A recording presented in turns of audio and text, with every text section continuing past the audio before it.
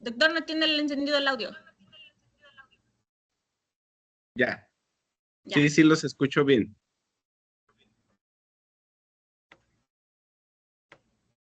Bueno, pues entonces vamos a comenzar. Bueno, empezamos primero hablando acerca de qué es el parasitismo. El parasitismo es una relación ecológica en la cual nosotros vamos a tener dos participantes al menos. Un organismo que se denomina parásito, que vive y se alimenta de otro llamado huésped, que es el que le brinda el alimento, le brinda el cobijo, le brinda un espacio para vivir, ¿sí? Y generalmente en estas relaciones de parasitismo, pues el parásito le causa un daño al hospedero en este proceso, ¿sí? El objetivo del parásito fundamentalmente es mantener pues su vida, su infección, permanecer en ese nicho que le brinda el hospedero. Pero hay algunos parásitos que son muy malos parásitos. ¿Por qué digo que son malos parásitos? Porque estos parásitos en el lapso de que se están alimentando, completando su ciclo de vida, ellos matan al hospedero. Entonces, es como si uno vive en una casa, llega a vivir a una casa y mientras estás viviendo, perdón, te dedicas a estar destruyendo las paredes, las puertas, las ventanas y al final se cae esa casa que tú construiste o en la que estás viviendo.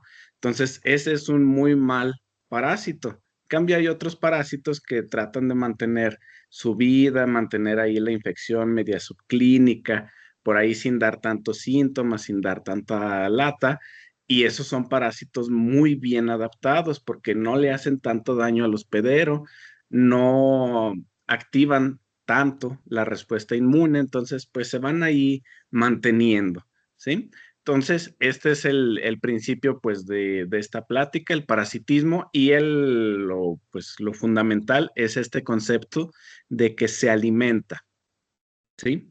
Se alimenta del hospedero y pues es lo que vamos a ver porque pues parásitos hambrientos que van a tomar esos alimentos de su hospedero, ¿sí? Entonces, bueno, ¿cómo se alimentan los parásitos de manera general? Tienen requerimientos bastante simples, ¿sí? Carbohidratos, aminoácidos, lípidos, nucleótidos, que a lo mejor ellos, los parásitos, no tienen la manera, no tienen las vías para sintetizarlos, ¿sí? Y tampoco tienen como que las herramientas para obtenerlo de una manera del medio ambiente, como por ejemplo lo harían las amibas de vida libre, ¿sí? Entonces, pues debido a esta incapacidad de sintetizar esas biomoléculas, pues requieren de tomarlas del hospedero, ¿sí? Nosotros tenemos parásitos como amibas, flagelados y ciliados que llevan a cabo la asimilación de estas biomoléculas por medio de la pinocitosis. A ver, nada más déjenme, les pongo un puntero para que me puedan seguir. Ok. Entonces llevan a cabo la asimilación de estas biomoléculas por pinocitosis, que si recordarán sus clases de biología celular, pues es la englobación de manera inespecífica de líquidos del medio extracelular mediante la invaginación de la membrana plasmática que va a entrar y formar una vesícula, ¿sí? Es captación de manera inespecífica. Ahí van pues todo, carbohidratos, nucleótidos, aminoácidos, lípidos, todo lo que hay ahí, iones, ¿sí? Entonces, de esa manera, algunos parásitos asimilan esas biomoléculas. Otros tienen transportes pues un poco más especializados, ¿sí? Mediante difusión facilitada o transportadores que incluso llegan a ir en contra de un gradiente de concentración, ¿sí? Mientras que otros también tienen transporte por difusión simple. En general, el material que se ingiere pues va a ser engullido y atrapado en vesículas, donde se va a ir degradando por medio de las enzimas necesarias, que esas sí las tienen los parásitos, muy listos. No tienen para tomar, no tienen para sintetizar, pero sí tienen para degradar. Entonces son bastante listos, donde pues en esas vesículas van a ir aprovechando pues las moléculas que le van a tomar al hospedero, ¿sí? Muy bien. Entonces, ¿de qué se alimentan? En general, los requerimientos son fuentes de carbono que le van a brindar energía, tales como carbohidratos, aminoácidos y ácidos grasos, ¿sí? En general, los carbohidratos los prefieren ya digeridos, o sea, no les demos un oligosacárido, no les demos un polisacárido, porque no tienen las enzimas para degradarlos ni para cortarlos. Entonces, ellos prefieren disacáridos, monosacáridos, ya cosas muy digeridas. De hecho, esta es la base por la cual pues muchos de los parásitos son del tracto gastrointestinal y curiosamente pues ellos se ubican más que nada, ya hablando anatómicamente, se van a estar ubicando en el intestino delgado, yeyuno, duodeno o incluso en el intestino grueso, que es donde ya cuando nosotros hacemos nuestra digestión, pues ellos ya pues tienen ahí la captación de moléculas parcialmente digeridas que fácilmente pueden captar, ¿sí? Entonces ahí entre esas biomoléculas van los carbohidratos, aminoácidos y ácidos grasos, además de que algunos requieren vitaminas y cofactores para que funcionen sus enzimas.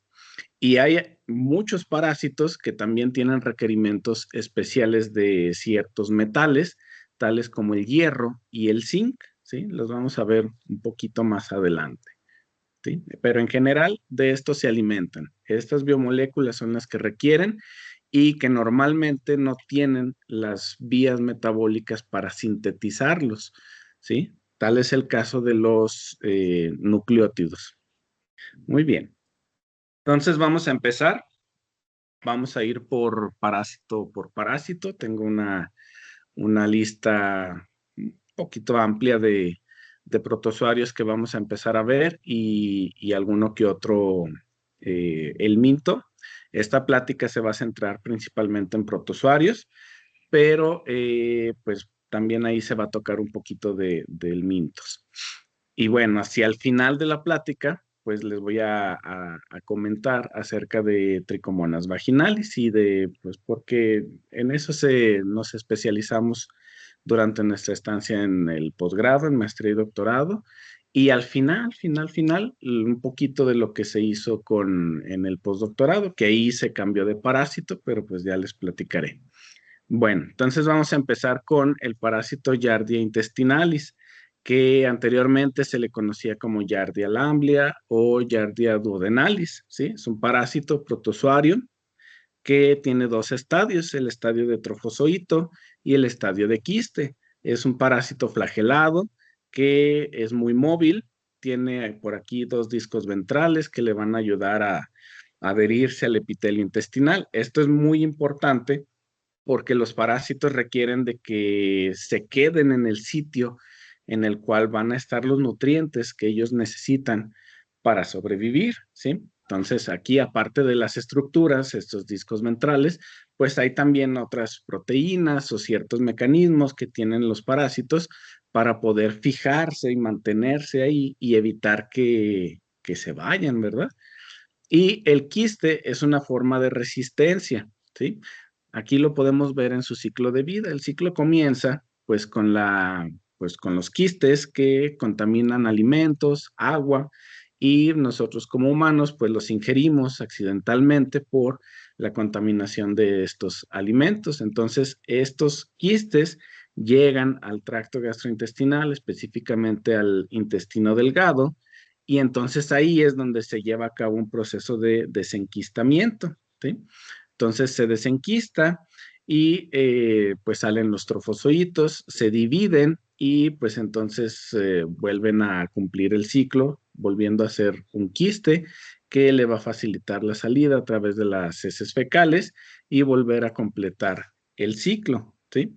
Entonces, Giardia intestinalis se va a situar, se va a localizar principalmente en el duodeno, ¿sí? En la parte, digámoslo así, inicial o media del intestino delgado. Por lo tanto, si nosotros nos ponemos a pensar qué es lo que está pasando ahí en esa ubicación anatómica, pues aquí ya se digirieron los alimentos, todas las biomoléculas grandes, carbohidratos complejos, proteínas grandes, todo eso ya se partió, ya se digirió, ¿sí? Entonces ya vienen en pequeñas moléculas de 3 aminoácidos, 2 aminoácidos, 2 monosacáridos. O sea, son partículas pequeñas, son moléculas pequeñitas que al parásito le van a funcionar para pues poder absorberlas y poder seguir pues ahí, ¿verdad? Entonces, la intención de este parásito pues es estar en el lugar donde con un mínimo de energía que le invierta, el parásito puede estar captando esas biomoléculas, ¿sí? Y bueno, Yardia utiliza varios mecanismos de patogenicidad. El primero, pues, es la adhesión al epitelio intestinal, ¿sí? Que requiere primero reconocer que ese es el nicho en el que se tiene que ubicar y después le va a hacer daño a la mucosa intestinal. A esto se le conoce como disrupción de la mucosa, que no es otra cosa más que quitar la capa de moco que recubre a la mucosa intestinal para entonces poder llegar al epitelio, ¿sí? También tiene mecanismos de evasión de la respuesta inmune, en el caso de Yardia por variación antigénica, es decir, está cubierta de ciertas proteínas que el sistema inmune, nuestro sistema inmune lo reconoce, ¿sí?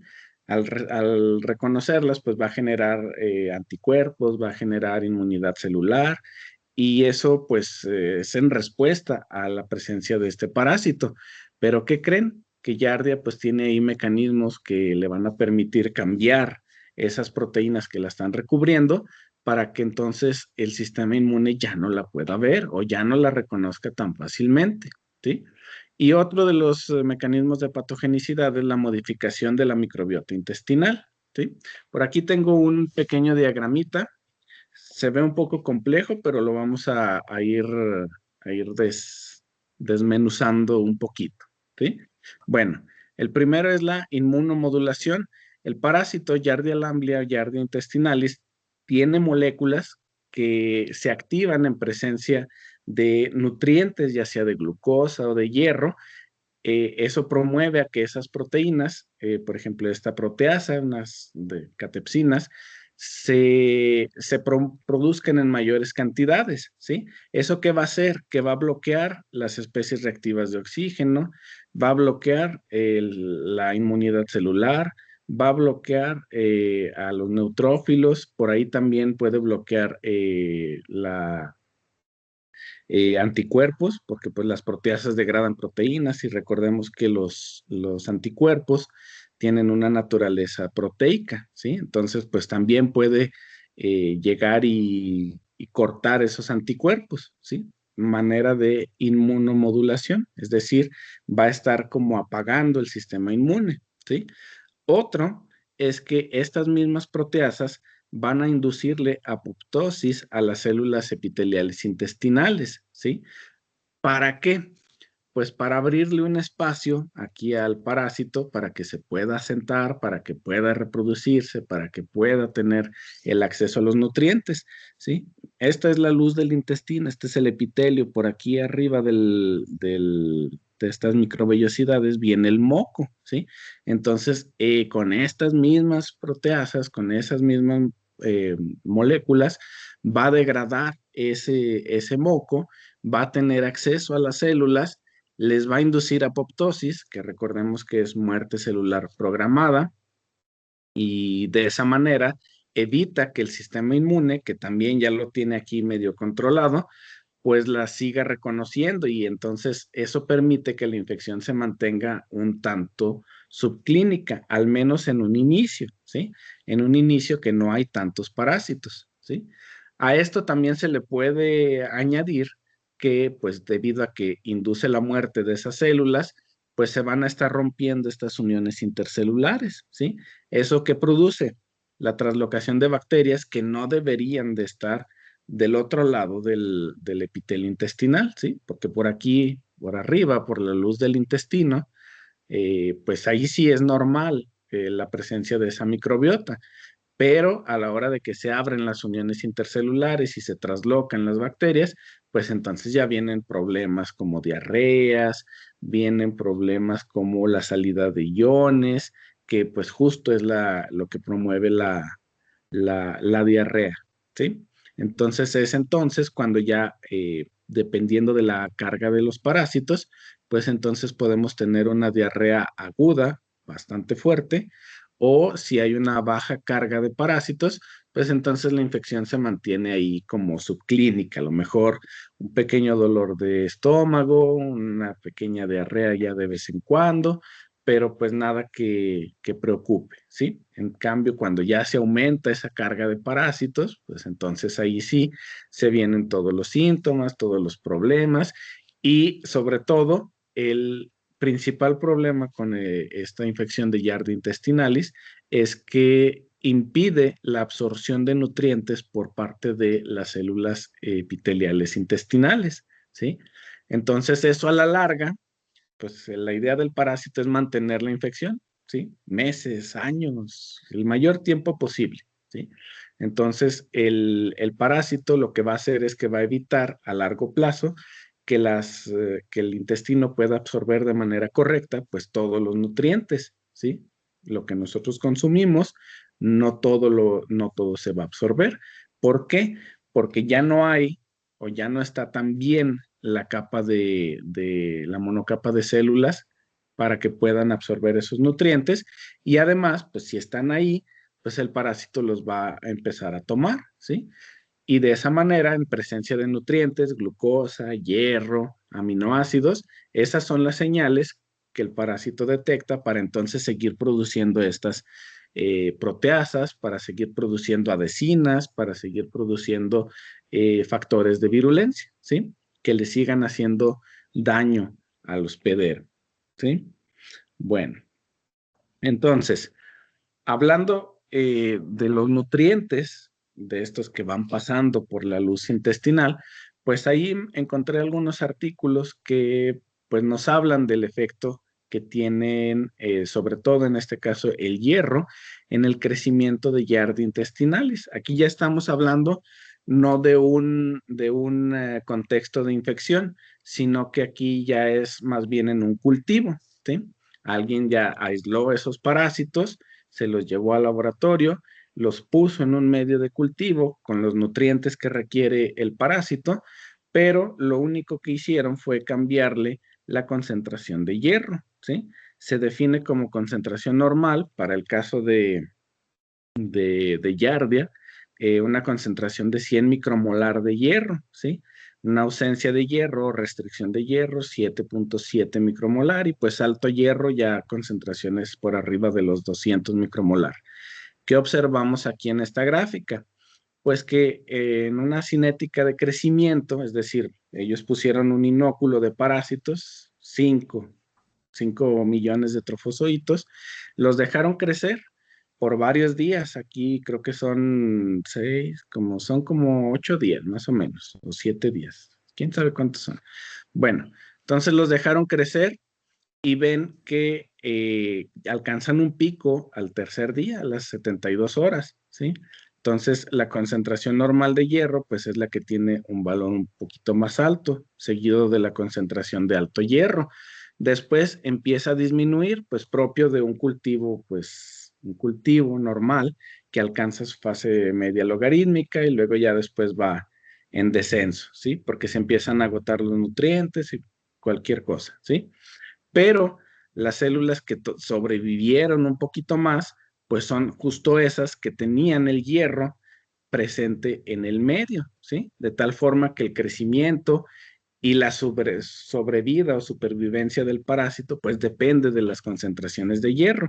En cambio, cuando no lo tiene, las barras moradas, pues sí crece, no crece tanto, pero pues al final llega a un punto en el que se acaban los nutrientes, se acaba el hierro y entonces el cultivo empieza a morir más rápido que en comparación de cuando sí hay hierro. Pero esto no solamente se queda en cuanto al crecimiento o al desarrollo del parásito, sino que también en la modulación de ciertas proteínas o de ciertos genes para que el parásito pueda expresar. Por ejemplo, aquí tenemos actina, un citocromo B y una enzima que es una glucosamina fosfato, ¿sí? Entonces, son moléculas que están presentes en el citoesqueleto, en el metabolismo del parásito, y esta también es del metabolismo del parásito. Entonces, ¿qué vemos aquí? Las bandas de color claro, pues es la señal de amplificación por PCR de esos genes, actina, citocromo, beta-tubulina, glucosa 6-fosfato, glucosamina 6-fosfato, ¿sí? Entonces, a mayor intensidad de la banda, mayor claridad de esa banda, pues significa que hay una mayor proporción de esos transcritos o de esos amplificados, ¿sí? Entonces aquí podemos ver que en condición sin hierro, la actina se expresa más que cuando no hay hierro, ¿sí? Misma historia, mismo caso para el citocromo B y misma historia, pero pues ahí un poco más parejo para la glucosamina 6-fosfato. Entonces, esto quiere decir que cuando no tiene hierro, se activa el metabolismo. ¿Para qué? Pues para tratar de seguir aprovechando de otras moléculas para generar energía, ¿sí? Por ejemplo, si no hubiera carbohidratos, pues entonces el parásito tiene que buscar cambiar sus vías metabólicas hacia un metabolismo de proteínas o un metabolismo de lípidos para seguir generando esa energía y tratar de mantener la infección, ¿sí? Bueno, entonces esto es respecto a Yardia intestinalis, ¿sí? Vimos que el, el parásito pues tiene ahí la modulación de tanto de sus factores de virulencia, algunas proteínas y pues su invasión, su crecimiento por nutrientes, ¿sí? O sea, el corolario de esta plática o el mensaje pues es que estos nutrientes van a dar la modulación de tanto de proteínas como de mecanismos en general que el parásito tiene para estar adaptándose continuamente a la variación de estos nutrientes, ¿sí? Entonces ahora vamos a pasar al parásito Entamoeba histolítica. Entamoeba histolítica también es un enteroparásito que también se ubica en el tracto gastrointestinal. Su infección comienza igual con la ingestión de quistes, trofozoitos, de quistes, que contaminan alimentos, agua, alimentos, y la ingestión de estos quistes maduros, pues ya entran al organismo y en el tracto gastrointestinal, ya sea en intestino delgado, inclusive en intestino grueso, pues nos van a dar lugar al asentamiento de la infección, ¿sí? Entonces se lleva a cabo la infección y después, pues por medio de las heces fecales, la salida de quistes y trofozoitos para poder completar el ciclo, ¿sí? Entonces, nosotros podemos ver, pues aquí las amibas, ustedes yo me imagino que las conocen bastante bien, pues se ven porque pues estamos en una zona en Latinoamérica en donde pues es bastante abundante la presencia de entamoeba histolítica y pues es bastante frecuente en la clínica poder observarlos, ¿verdad? Entamoeba histolítica se caracteriza por ser una célula muy fagocítica, es decir, le gusta mucho comer partículas, comer otras células, particularmente eritrocitos, ¿sí? Por ejemplo, aquí podemos ver que tiene ahí unos 4 o 5 eritrocitos fagocitados y pues así la podemos ver en una muestra de heces fecales, ¿sí? Ya sea un coproparasitoscópico, una tinción con Lugol. Entonces así podemos ver los quistes. En este caso es un trofozoito, ¿sí? Entonces, pues es una causa de diarreas, es una causa de disenterías y pues normalmente, al menos en Latinoamérica, sí es un problema de salud muy importante. Entamoeba histolítica, como les decía, también se ubica en el tracto gastrointestinal. Sigue una narrativa de infección bastante similar a la de Yardia intestinalis. ¿Por qué? Porque también requiere de nutrientes, requiere de un nicho en donde se pueda anclar, en donde pueda mantener ahí la infección, pero Entamoeba histolítica es un parásito un poco más malo, un peor parásito que Giardia intestinalis. ¿Por qué? Porque aparte de que pues genera una infección, digámoslo, localizada en el tracto gastrointestinal, también tiene la mala costumbre de que trata de penetrar por el epitelio intestinal, generando migraciones, ¿sí? Y de esa manera, pues llega a hígado, llega a cerebro, llega a otras localizaciones anatómicas donde sí ya genera un problema de salud pues bastante grave para el paciente, ¿sí? Entonces, pues de hecho se reportan casos de mortalidad por amibiasis extraintestinal, ¿sí? Que es pues por migración, ya sea en el hígado, pulmones también o incluso en cerebro, ¿sí?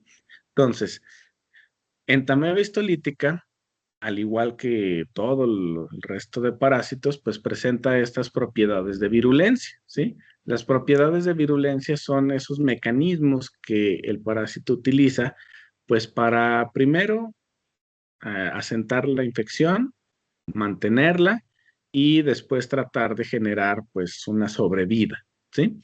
Entonces, vemos por aquí de su lado derecho, bueno, si lo están viendo de frente, es su lado derecho.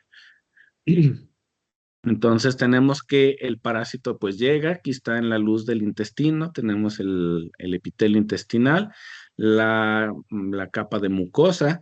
Entonces el parásito, Entamoeba histolítica, va a llegar y va a destruir la capa de moco que está recubriendo a nuestra mucosa, a nuestro epitelio intestinal, ¿sí? Pero, a diferencia de Giardia lamblia, que Giardia nada más se queda ahí en el intestino, o sea, sí destruye el moco, pero pues se queda ahí en las microvellosidades, se queda por ahí entre las células. Entamoeba histolítica invade el epitelio intestinal, traspasa, llega a la lámina propia y se encuentra con la respuesta inmune.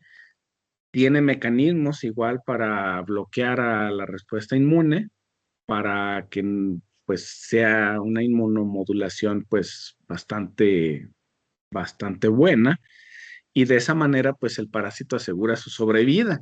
Llega a la capa muscular, también la traspasa, llega a la submucosa y entra a los vasos sanguíneos, y es entonces donde ya pues prácticamente se va a distribuir por todos lados. El primer órgano al que llega pues es al hígado, y ya de ahí pues puede llegar a pulmón, a cerebro, a otras localizaciones, ¿sí?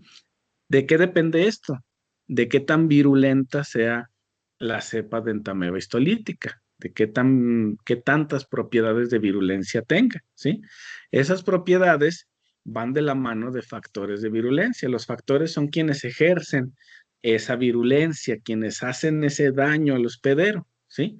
Que son en el caso de Entamoeba histolítica, pues algunas monosacáridos, lectinas, vesículas extracelulares, cisteína proteasas, amebaporos y microfilamentos, ¿sí? Que le van a permitir la movilidad, ¿sí?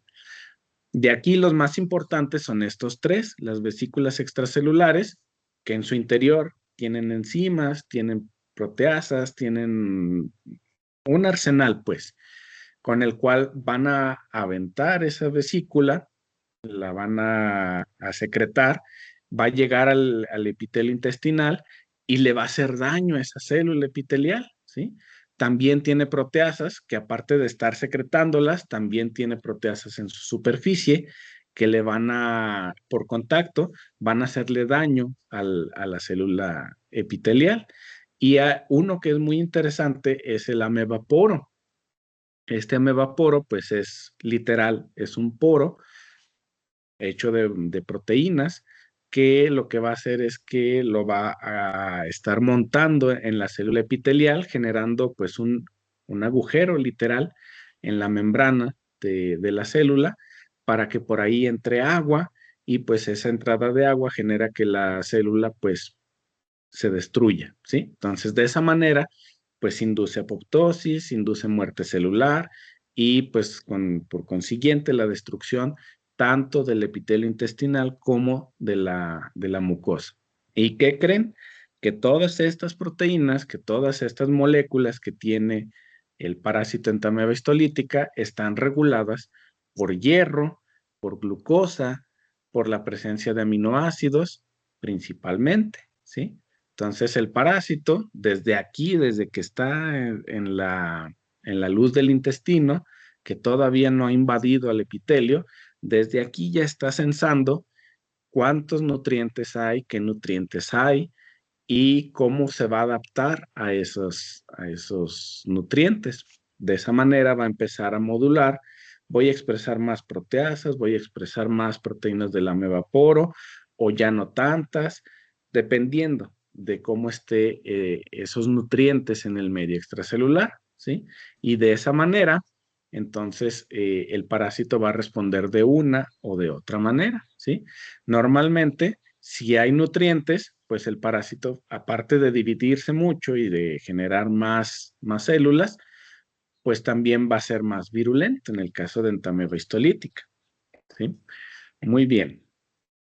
Entonces, Entamoeba histolítica, bueno, en las amibas hay varias especies. Histolítica es la patógena, es la más conocida, pero también hay otras que no son patógenas, por ejemplo, Entamoeba dispar, ¿sí? Les había dicho que Entamoeba histolítica es fagocítica y le gusta mucho consumir, fagocitar eritrocitos, ¿sí? Entonces aquí lo que les muestro tanto en la gráfica como en las imágenes, pues es justo esa fagocitosis de eritrocitos, en donde pues aquí en color verde vemos una amiba y en color rojo vemos pues un grupo de eritrocitos que están ahí, ¿sí? Entonces vemos cómo a lo largo del tiempo pues la amiba los va empezando pues primero pues llega, los agarra, después empieza a tratar de internalizarlos. Por aquí llegó otra amiba teñida en color azul. Luego ya ahí parece que hasta como que se andan peleando por los eritrocitos y finalmente pues se lleva a cabo la ingestión, ¿sí? Esta es una propiedad muy específica de Entamoeba histolítica. Entamoeba dispar sí fagocita, pero no tanto como Entamoeba histolítica. Y otras amibas incluso ni siquiera pueden realizar la fagocitosis de eritrocitos. Entonces, de esta manera, pues es una de las propiedades de virulencia de Entamoeba histolítica. Entonces, en resumen, no nada más le hace daño a la mucosa, también se mantiene de hacerle daño a los eritrocitos. Y ustedes dirán, y bueno, ¿y de dónde salen esos eritrocitos? Ok, cuando ya degradó esta barrera intestinal, esta barrera epitelial, ya llegó a la lámina propia, pues por aquí puede haber eritrocitos, no tantos como en una circulación sanguínea, pero puede haber, ¿sí? Entonces de aquí es de donde los va a tomar, de ahí es de donde los va a capturar. Pudiera haber también ocasionalmente aquí en la luz intestinal, y obviamente cuando ya penetró en los vasos sanguíneos, pues ahí va a estar rodeada de eritrocitos, pero ahí pues va a llevar a cabo una fagocitosis de eritrocitos, digámoslo, de una manera discreta, ¿sí? Entonces, pues estas son algunas de esas propiedades de virulencia, ¿sí? Esta es la eritrofagocitosis. Dijimos que el hierro también es muy importante para Entamoeba histolítica y la modulación de esas factores de virulencia, ¿sí? Entonces, ¿de dónde la obtiene? ¿De dónde la capta? Pues bueno, hay varios mecanismos, hay varias moléculas que le van a permitir agarrar ese hierro, internalizarlo y poderlo utilizar, ¿sí? Esos mecanismos, pues, o esas moléculas a través de las cuales la obtiene, pues la principal es la lactoferrina, la otra es la transferrina, que pues el parásito tiene ahí unos receptores que le van a ayudar a captarlo del medio extracelular y de esa manera generar una vesícula, internalizarlo y poderlo utilizar a su conveniencia, ¿sí? Ese hierro, pues lo va a obtener posiblemente libre libre en el medio extracelular que esté acoplado a estas dos proteínas o directamente a través de la fagocitosis de eritrocitos y la degradación de la molécula de hemoglobina, ¿sí? El parásito tiene mecanismos para poder degradar las tres proteínas y tener su captación de hierro de manera correcta, ¿sí? Bueno, pues aquí está el diagrama de cómo le hace cuando fagocita un eritrocito. Entonces, pues ya aquí ya están los eritrocitos, los capta, se lo come, entra en la vesícula, degrada a ese eritrocito y entonces aquí pues se liberan esas moléculas de hemoglobina y ya entonces en estos lisosomas pues degrada tanto a otras proteínas como a la hemoglobina, ¿sí? Bueno, muy bien. No sé si alguien tenga alguna pregunta, doctora Esli. Si vamos bien, vamos rápido, vamos tranquilos. Vamos bien, doctor. Usted siga. Ok, bueno. De todos modos, si tienen alguna pregunta, por favor, deténganme y con gusto la resolvemos. Muy bien. El siguiente parásito es Blastocystis hominis, ¿sí? Pero bueno, hay varias especies que nosotros podemos considerar como parásitos patógenos para el humano, ¿sí? Pero el más conocido es Blastocystis hominis. Entonces, de este parásito vamos a tener cuatro posibles formas. Una forma vacuolar, una forma granular, una forma más bien ameboidea y una forma de quiste, ¿sí? Entonces, estos cuatro estadios o cuatro formas del parásito van a estar a lo largo de todo el ciclo de vida del parásito, ¿sí? Solo que de este parásito, pues no hay tanta investigación a la fecha. Por ahí hay un muy buen nicho de investigación a futuro, porque pues no se sabe exactamente cuál es el estadio que produce la infección.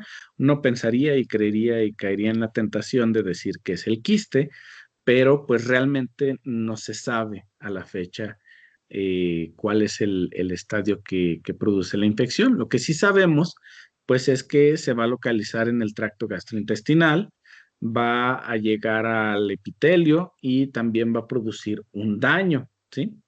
Va a producir un daño, a lo mejor de manera subclínica, a lo mejor si genera síntomas, también ahí depende de la respuesta inmune y el estado en general del sistema inmune de la persona.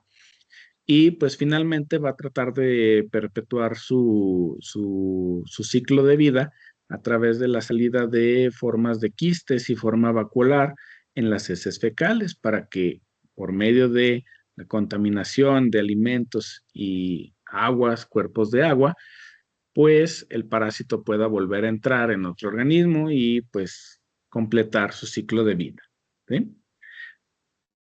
Muy bien. Entonces, blastocistis pues no se sabe si es amigo o enemigo. ¿Por qué? ¿A qué me refiero? Porque hasta hace no muchos años se le consideraba incluso como un comensal, un protozoario que no hace mucho daño o no hace daño, pero recientemente sí se han detectado casos de infecciones por blastocistis que cursan con diarreas prolongadas, que cursan con pues daños en otras localizaciones. Por ejemplo, se ha asociado a cáncer colorectal, se ha asociado a cáncer hematológicos, leucemias y también a problemas de malnutrición y pues a problemas cognitivos, ¿sí?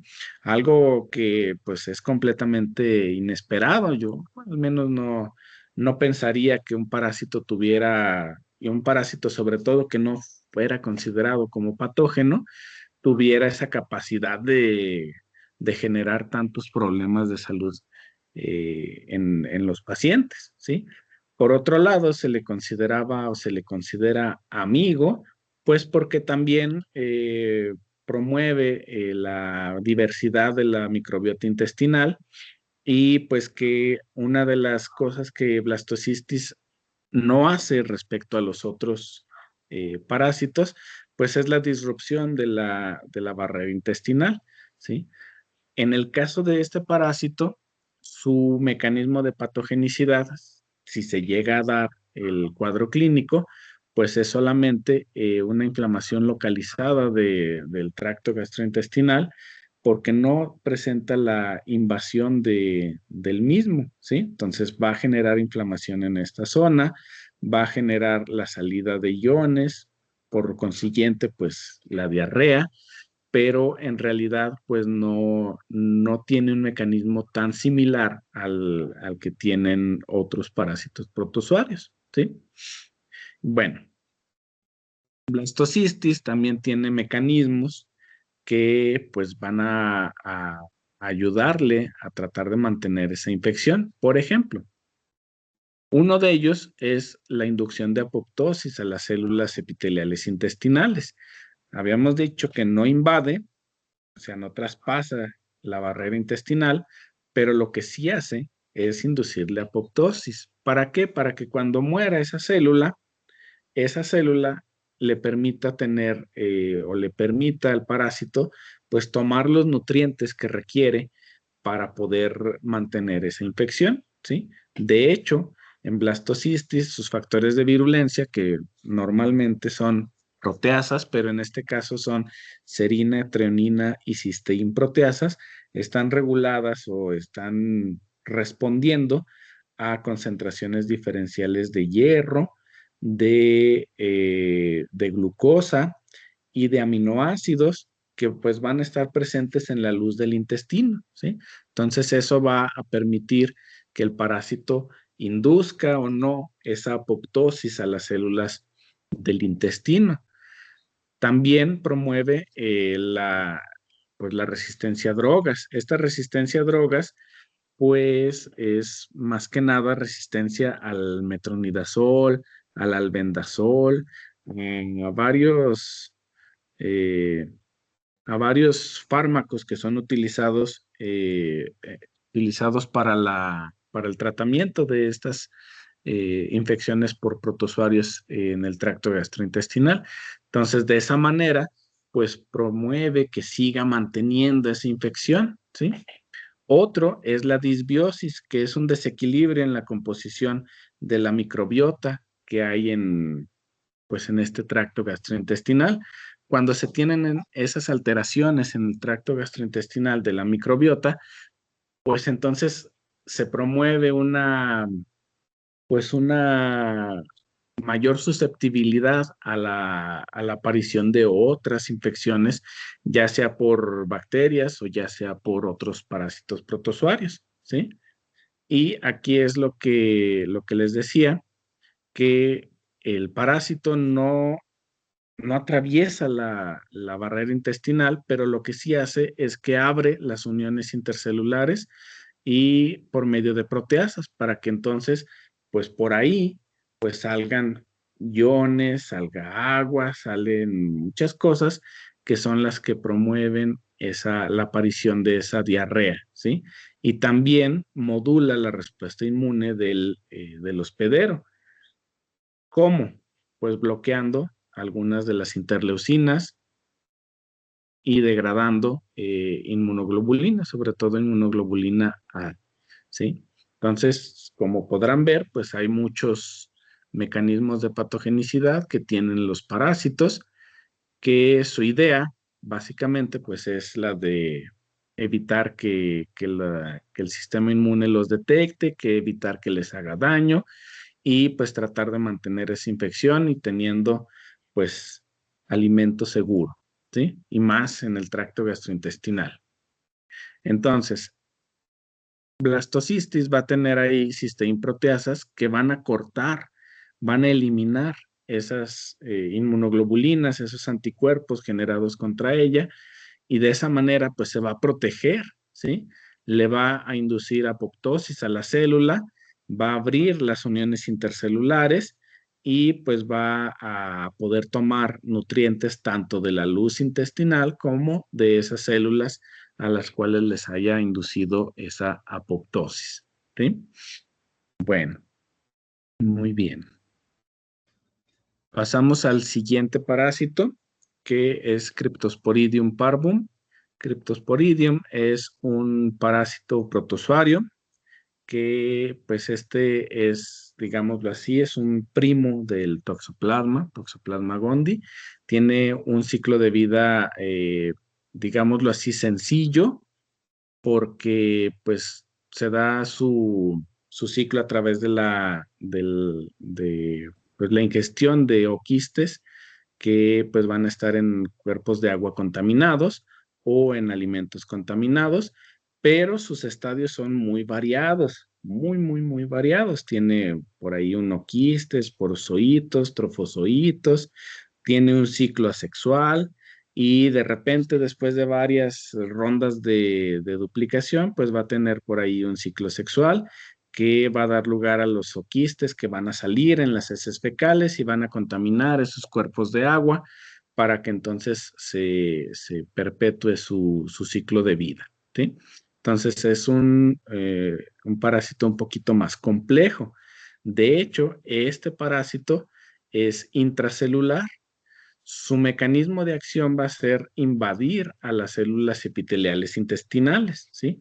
Por ejemplo, aquí tenemos una tinción de Ziel-Nielsen, perdón, de heces fecales, donde podemos ver aquí quistes en la materia fecal, y pues aquí este es un dibujo animado de esos oquistes que podemos encontrar en las heces fecales, ¿sí? Bueno.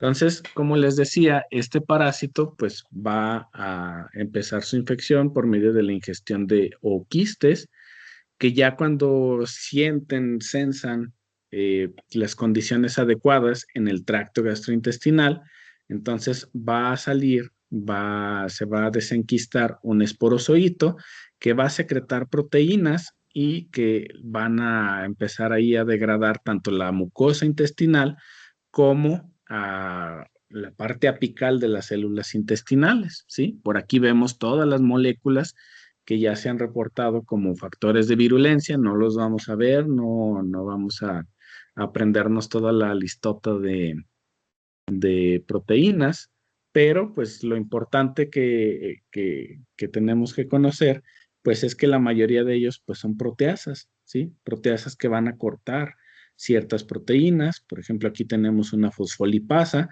que estas fosfolipasas pues van a permitir la modificación de las membranas plasmáticas de las células intestinales y por ahí algunas otras enzimas que le van a ayudar a multiplicarse de manera intracelular, ¿sí?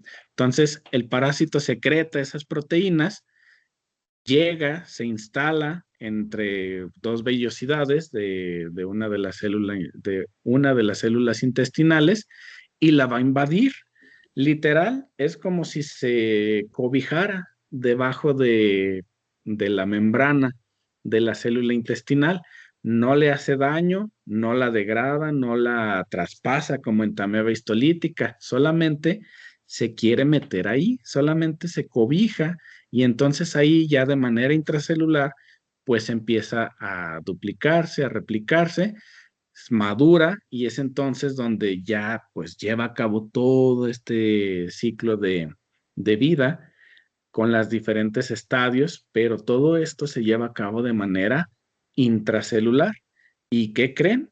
Que todas estas proteínas, todos estos factores de virulencia están modulados por concentraciones de glucosa, es decir, que a altas concentraciones de glucosa, todas estas proteínas van a estar activas, van a estar presentes en una cantidad muy elevada. Por lo tanto, si hay glucosa, pues el parásito va a ser muy virulento, va a degradar mucho a la célula intestinal, le va a hacer daño a la membrana, se va a poder meter y pues va a tener las herramientas para poderse multiplicar, ¿sí? Entonces, es un parásito bastante listo, bastante inteligente, porque literal se esconde del sistema inmune cobijándose con la membrana de la mucosa intestinal. Y no nada más eso, sino que también tiene un mecanismo de captación y metabolismo de glucosa. Ahí les va.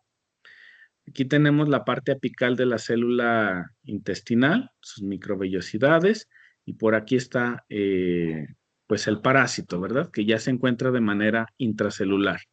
Entonces la célula no la mata porque necesita que pues haya una captación de glucosa. Entonces la célula sigue captando la glucosa que está presente en la luz del epitelio intestinal, en la luz del tubo intestinal. Entonces, a través de su receptor, el receptor GLUT1 o GLUT2, la glucosa entra a la célula, pero ya una vez dentro de la célula, el parásito tiene un transportador que le dice, pues me voy a robar tu glucosa y se la lleva. Y entonces ya, pues, ya dentro del parásito, la glucosa pues ya sigue una vía metabólica, digámoslo así, normal, con la generación de piruvato a través de la glucólisis. Pero todavía es aún más lista porque dice, bueno, pues te dejo ahí unas cuantas glucosas para que tu célula intestinal la degrades por medio de tus enzimas que tú tienes, generas glucosa 6-fosfato para su glucólisis de la célula intestinal, pero si hay glucosa 6-fosfato, el parásito también tiene un par de transportadores que le van a decir, pues préstame tu glucosa 6-fosfato, la internalizo y pues ya me ahorro este paso, ¿sí? O sea, hasta floja es, hasta flojo es este parásito porque ya bien digerido, ya al menos con un paso en la glucólisis, pues lo internaliza y pues sigue generando su propia energía, ¿sí? Entonces, esa es la razón por la que este parásito no mata a la célula intestinal. Su idea es permanecer ahí escondido, guardado, oculto del sistema inmune para poder mantener esa infección. Y todo esto en respuesta a un nutriente, a la glucosa, ¿sí? Muy bien. ¿Dudas hasta aquí, muchachos?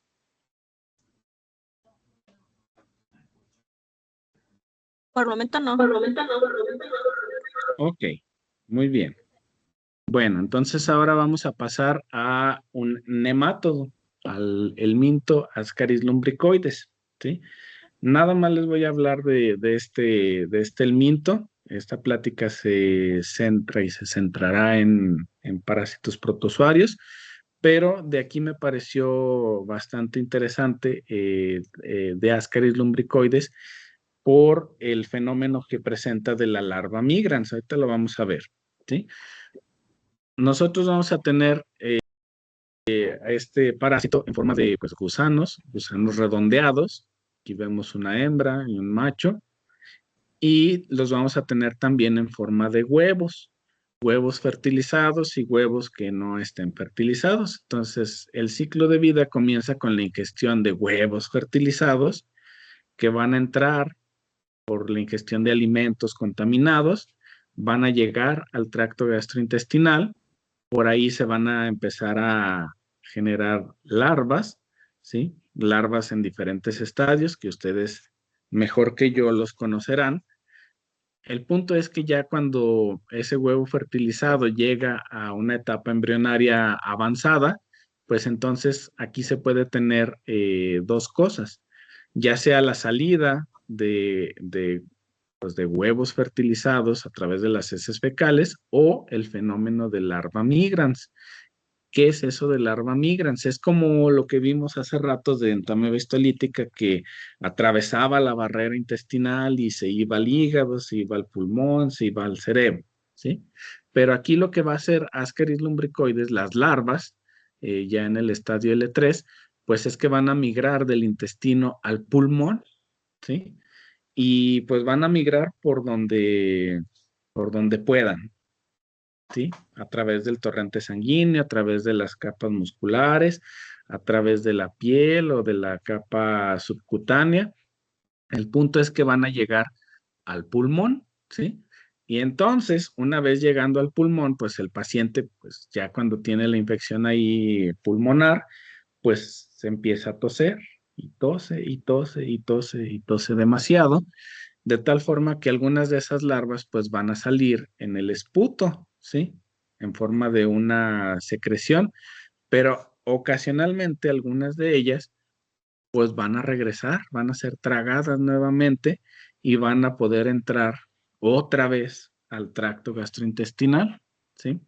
Y entonces ahí pues ya se diferencian esas larvas, ya se van a diferenciar a adultos, a estos adultos que tenemos acá, se van a empezar a reproducir y ya generar esos huevos fertilizados que van a salir en las heces fecales, ¿sí?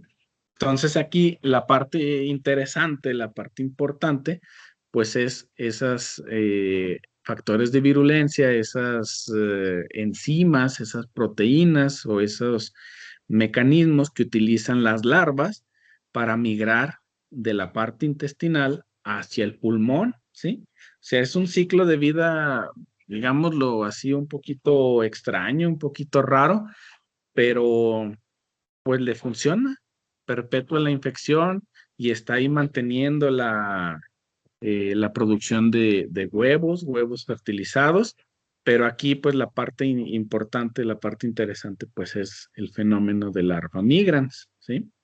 Bueno, entonces Ascaris lumbricoides va a tener pues interacción con varias cosas a lo largo de su paso por su ciclo de vida. Primero, se enfrenta pues a bacterias del medio ambiente, ¿sí? A la microbiota sobre todo. Entonces, por ahí interacciona con la microbiota, por ahí también va a interaccionar con las células del sistema inmune, con las células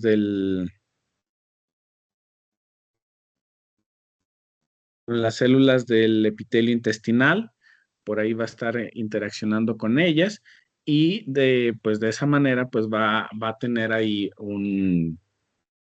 pues un traspaso hacia la capa submucosa, a la capa de la muscular y poder entonces continuar hacia la larva migrans, ¿sí? Entonces, el parásito Ascaris lumbricoides va a tener el arsenal necesario pues para poder mantener a raya a la respuesta inmune y también para poderle hacer daño a ese epitelio intestinal, para abrir las uniones intercelulares y para poder entonces entrar. ¿Esto cómo se da?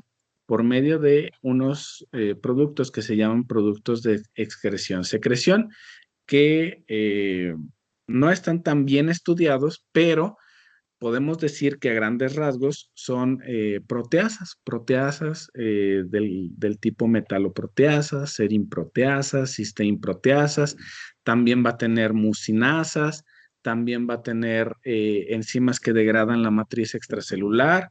Entonces tiene ahí todo un arsenal que le va a permitir pues abrirse paso, ¿sí? No solamente a través del epitelio intestinal, sino también a través de la capa mucosa, a través de la matriz extracelular, para poder llegar entonces al pulmón, ¿sí? Y también presenta por ahí algunas vesículas extracelulares, que estas vesículas extracelulares pueden generar o inducirle apoptosis a las células epiteliales intestinales, ¿sí? El punto es que el parásito quiere abrirse la puerta para poder traspasar y poder entrar, ¿sí? Muy bien. Entonces, estos elementos reactivos de productos de excreción y secreción, así como las vesículas extracelulares, van a estar en interacción también con los nutrientes del hospedero, ¿sí? Sobre todo en presencia de proteínas y carbohidratos. Estas proteínas y carbohidratos, pues son las que el parásito pues, va a censar para decir, ok, estoy en tracto gastrointestinal, vamos a abrirnos paso por la barrera del epitelio, vamos a generar proteasas de los tipos que ya les mencioné para que entonces pueda abrirse paso, ¿sí? Entonces, el censar estos nutrientes le va a permitir al parásito, pues, adaptarse, ¿sí? Muy bien. Entonces, pues ya se abre paso a través del intestino, Se abre paso a través del intestino, se llega al torrente sanguíneo, puede llegar a atravesar por la piel, por la subcutánea, puede llegar al tracto gastrointestinal, puede llegar al tracto respiratorio, a los pulmones, y entonces ahí la larva L3, va a sensar una alta concentración de oxígeno, ¿sí? Y el sensar esa concentración de oxígeno alta es la que le va a dar la señal de que está en pulmón y de que tiene entonces que, pues ya generar las herramientas necesarias para poder desarrollarse a organismos adultos, ¿sí? Por eso es que entonces algunas veces, en algunos pacientes que presentan ascariasis, pues se ha llegado a documentar la salida de adultos vivos a través pues de la nariz de la boca, de la garganta, porque se encuentran en el tracto respiratorio, ¿sí? Y bueno, pues también van a estar en concomitancia o interaccionando con otras especies de bacterias, de parásitos y pues todo esto se hace una cosa bastante compleja, ¿sí? De tal forma que el parásito Ascaris lumbricoides tiene que tener la capacidad de pues adaptarse, ¿sí? Adaptarse y tratar de mantener su infección, ¿sí? Aquí en este gráfico, pues a grandes rasgos, les pongo cuáles son los componentes de esos productos de excreción-secreción, ¿sí? Que la mayoría son proteínas de unión, la mayoría son cisteína-proteasas, también va a haber algunas otras que van a estar presentes en vías metabólicas que pues van a ayudarle a la larva el poder estar metabolizando algunos nutrientes a lo largo de su camino, a lo largo del paso, para poder llegar hacia el pulmón, ¿sí? Entonces nada más era para que vieran cuál era la composición de esos productos de excreción, ¿sí? Y que definitivamente van a cambiar dependiendo de dónde se encuentren estas larvas, ¿sí? No va a ser lo mismo los productos de excreción-secreción que se encuentran cuando el parásito está en el pulmón a cuando se encuentra en la luz del intestino, ¿sí? Muy bien. Entonces, pues por aquí les pongo a manera muy general, no nada más de Ascaris lumbricoides, sino de la mayoría de los helmintos, cómo es la respuesta de la patogenia de ellos hacia las células hospederas y cómo se lleva a cabo esa modulación por medio de nutrientes, ¿sí? Del lado derecho podemos tener pues algunos factores de virulencia, ¿sí? Factores de virulencia que son los que va a utilizar los diferentes parásitos, ya sea para impedir la coagulación, para hacer una inmunomodulación, para evitar el daño por especies reactivas de oxígeno, para bloquear la respuesta inmune, para inducirle apoptosis tanto a las células epiteliales intestinales como a células de la respuesta inmune y de esa manera producir una inmunomodulación del hospedero, ¿sí? Todo esto a través de sensar, ya sea hierro, glucosa, aminoácidos, también en el caso de los helmintos son sensibles a hormonas, ¿sí? Los protozoarios no tanto, pero los helmintos son muy sensibles a ciertas hormonas. Y en el caso de los parásitos que presentan larva migrans que llegan a pulmón, también tienen mecanismos que cuando sensan que hay presencia de oxígeno, pues entonces van a modular esos factores de virulencia para entonces, pues ya sea diferenciarse, ya sea bloquear la respuesta inmune, continuar con la migración, inmunomodular, hacerle daño al epitelio, muchos mecanismos que tienen estos parásitos helmintos, ¿sí? También, se me estaba pasando, también tienen la capacidad de generar proteínas que van a ser como una mímica de las proteínas, sobre todo de algunas interleucinas o factores de migración de macrófagos que están presentes en células inmunes, en células del hospedero, ¿sí? De tal forma que se recubren de esas proteínas, se enmascaran, se camuflajean y de esa manera pues evaden, perdón, también a la respuesta inmune, ¿sí? Entonces son bastante interesantes y todo esto por el ver, el censar qué, qué nutrientes son los que se encuentran ahí en su contexto de infección. Muy bien. Entonces, pues les dejé al final el parásito Trichomonas vaginalis porque pues este parásito es con el que trabajé en el posgrado, tanto en maestría y doctorado.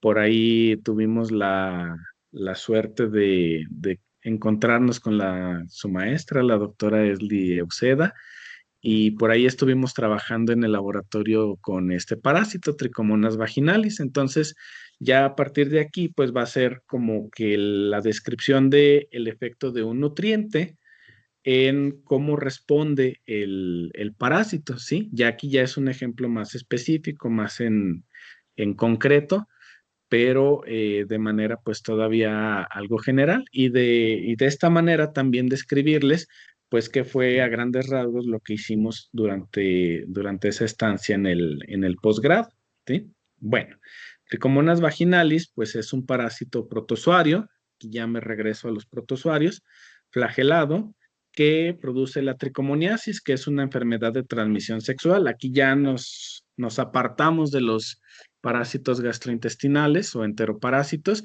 y aquí ya nos vamos a un nicho diferente, que es el tracto genitourinario, que ustedes podrían pensar que a lo mejor no es tan rico en nutrientes como sí lo es el tracto gastrointestinal, pero contrario a eso, pues es un entorno bastante rico en nutrientes, sobre todo en el caso de la mujer, que pues hay una alta concentración de hierro, ¿sí? Y este parásito se caracteriza, uno de sus puntos muy importantes, pues es que depende mucho su actividad y su metabolismo del hierro.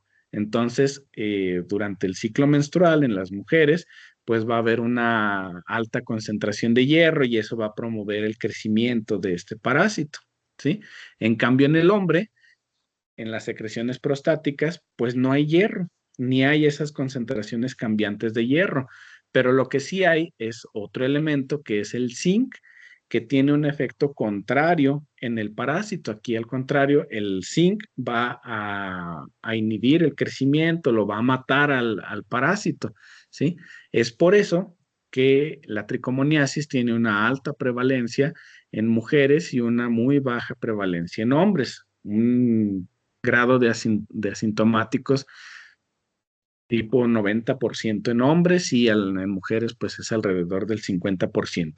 Por eso hace mucho tiempo se le consideró como que el hombre era el portador de la infección y que en la mujer era pues donde se desarrollaba la infección, pero eso no es cierto porque también hay hombres que presentan una secreción de zinc pues muy bajita, que sí presentan síntomas, uretritis y todo el cuadro de la tricomoniasis, ¿sí?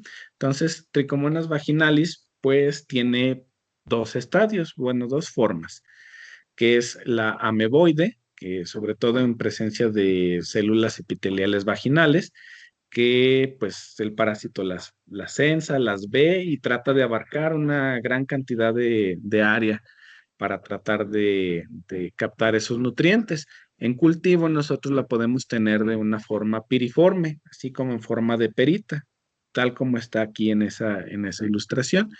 Recientemente se ha descrito una forma de resistencia en condiciones adversas que se le denomina pseudoquiste, porque no cumple con todas las características de quiste que sí los tienen, por ejemplo, Yardia, Entameba y otros parásitos protozoarios, pero es una forma de resistencia, ¿sí? Sobre todo cuando no hay hierro, ¿sí? Entonces nosotros nos tenemos que poner a pensar para ver los mecanismos de patogenicidad, qué es lo que está sucediendo en el tracto genitourinario, ¿sí? Sobre todo, aquí hablando particularmente del caso de la infección en la mujer, pues nosotros tenemos que el ciclo menstrual está variando la concentración de hierro. Cuando hay el flujo menstrual, durante esos 5 o 7 días, pues hay una alta concentración de hierro, ¿sí? Pero cuando ya no está presente ese flujo menstrual, entonces las concentraciones de hierro caen a un nivel alrededor de 10 a 20 micromolar. Cuando hay el flujo menstrual, pues alcanza hasta 300 micromolar de hierro. Entonces, hay una gran diferencia, hay una gran brecha en las concentraciones de hierro. Entonces, el parásito tiene que generar estrategias para poder adaptarse tanto a la ausencia como a la presencia del hierro. Entonces, va a tener algunos mecanismos de patogenicidad para asegurar su infección, para asegurar su prevalencia, para asegurar su sobrevida. Uno de ellos es la hemólisis. ¿Por qué? Porque como requiere de hierro, pues lo puede obtener tanto de la transferrina, ferritina, pero también de la hemoglobina. Pero en el caso de tricomonas, a diferencia de entamoeba histolítica, no las puede fagocitar. Entonces, ¿qué es lo que hace? Pues que tiene herramientas, en este caso proteasas, que son del tipo cisteín proteasas, que le van a generar una hemólisis, una ruptura a esas células, a esos eritrocitos, y de esa manera, pues liberar esa hemoglobina que al parásito le interesa captar, ¿sí? Otro de los mecanismos es la citoadherencia, es decir, requiere de aferrarse, de agarrarse al del epitelio intestinal para que mientras se encuentra presente el flujo menstrual, pues el parásito no sea arrastrado y no sea eliminado por el flujo menstrual. Requiere de estar ahí, de estar pegado al epitelio, ¿sí? Entonces, cuando el parásito sensa una alta concentración de hierro, entonces el parásito va a generar esas adhesinas, esas proteínas que le van a permitir pegarse y adherirse y evitar que sea eliminado, ¿sí? También generó un mecanismo de evasión de la respuesta inmune a través de cortar o eliminar tanto anticuerpos, inmunoglobulinas, el complemento, varias de las estrategias que tiene el sistema inmune, tricomonas las evade, ¿sí? También presenta ese enmascaramiento con proteínas que son similares a las del hospedero y esto lo hace en ausencia de hierro, principalmente. Por otro lado, pues está la inducción de citotoxicidad, es decir, que le va a hacer daño a las células epiteliales vaginales por medio de la inducción de apoptosis. Uno pensaría, ¿y por qué apoptosis? Pues porque la idea del parásito es no generar una necrosis que pueda despertar el sistema inmune y entonces que venga y ataque al parásito. La apoptosis es una muerte, digámoslo así, silenciosa, un poco pasiva, que pues no despierta a la respuesta inmune, ¿sí? Porque normalmente nosotros siempre estamos teniendo células apoptóticas, parte del recambio de los epitelios. Entonces, de esa manera, el sistema inmune no la detecta, no la ve y eso promueve que la infección se mantenga, ¿sí? Y esto, todo eso lo hace en ausencia de hierro. La idea es matar a la célula de una manera, digámoslo así, discreta para obtener ese hierro que el parásito necesita, ¿sí? Entonces, este hierro, pues ya lo vimos, que pues puede modular todas esas propiedades de virulencia, los factores de virulencia, principalmente adhesinas y proteasas, pero no solamente el hierro es el que modula todo esto, también hay otros como la glucosa, el zinc, el oxígeno, hormonas, pero también hay condiciones muy específicas que no tienen que ver tanto con nutrientes. O sea, nuestro foco ahorita son nutrientes, pero también hay otras condiciones, por ejemplo, el contacto celular, el pH del medio, la temperatura y otros factores que incluso todavía no conocemos que pueden llegar a modular todas estas propiedades de virulencia con la finalidad de que el parásito mantenga la infección, ¿sí? Y bueno, entonces ya hablando puntualmente del hierro y de la glucosa como factores que modulan a esta virulencia de tricomonas, pues vemos que Por un lado, aquí en este panel A, les muestro algunos factores de virulencia del parásito en condiciones de hierro, tanto sin hierro como con mucho hierro, ¿sí? Entonces vemos que pues hay una respuesta diferencial a esas concentraciones de hierro. Por ejemplo, esta TBCP12, una cisteína proteasa, que le induce citotoxicidad a las células epiteliales vaginales. Cuando hay poco hierro, está muy presente, está muy activa, está muy encendida, digámoslo así. Pero cuando hay mucho hierro, es decir, que está en un contexto de nutrientes muy rico, pues entonces se cae la señal de esa proteasa, ¿sí? Mismo caso de la TBCP65, en el cual pues cuando no hay hierro es cuando se encienden porque el parásito las requiere para hacerle daño al hospedero, ¿sí? En cambio esta TBLEG1 que pues le brinda un apoyo para la adherencia al parásito, cuando no hay hierro prácticamente no está, pero cuando hay hierro, alto hierro, se enciende y está muy activa, entonces esta es parte o es una de las que le va a ayudar a que, sensando que hay mucho hierro, se va a poder adherir al epitelio vaginal, ¿sí? Esto es con hierro, pero también tenemos aquí un estudio que se hizo ahí en el laboratorio donde estuvimos con la doctora Rosana Arroyo, que ahora es en glucosa, ¿sí? Condiciones de restricción de glucosa y de alta glucosa. Entonces aquí podemos ver que también estos factores de virulencia van a responder de una manera diferente. Por ejemplo, esta TBTIM es una enzima metabólica, una enzima que se llama triosa fosfato isomerasa, parte de las enzimas que están en la glucólisis que el parásito tiene y pues obviamente cuando hay mucha glucosa, pues esta enzima se va a expresar en mayor cantidad que cuando no lo hay. Pero en el caso de factores de virulencia, todas estas CPs y esta legumaína están más presentes o están más expresadas cuando no hay glucosa. Entonces podemos correlacionar, si no hay glucosa y si no hay hierro, todas estas proteasas que le hacen daño a las células epiteliales van a estar muy encendidas, muy activas, ¿sí? En cambio, cuando hay muchos nutrientes, pues estas no van a estar tan presentes o tan activas, pero va a tener activas a otras proteínas que le van a permitir, pues, por un lado, adherirse, por otro lado, pues, hacerle daño a los eritrocitos, por otro lado, evadir la respuesta inmune o incluso también pues la presencia de nutrientes, pues le va a permitir o es la señal para que el parásito pueda dividirse y seguirse reproduciendo. Y en cambio, cuando no hay nutrientes, pues dicen, no, pues no nos vamos a dividir tanto, no nos vamos a reproducir, no vamos a generar más células porque no hay tantos nutrientes, ¿sí? Entonces el parásito también se va adaptando a esa carencia o esa abundancia de nutrientes para, pues, perpetuar esa infección, ¿sí?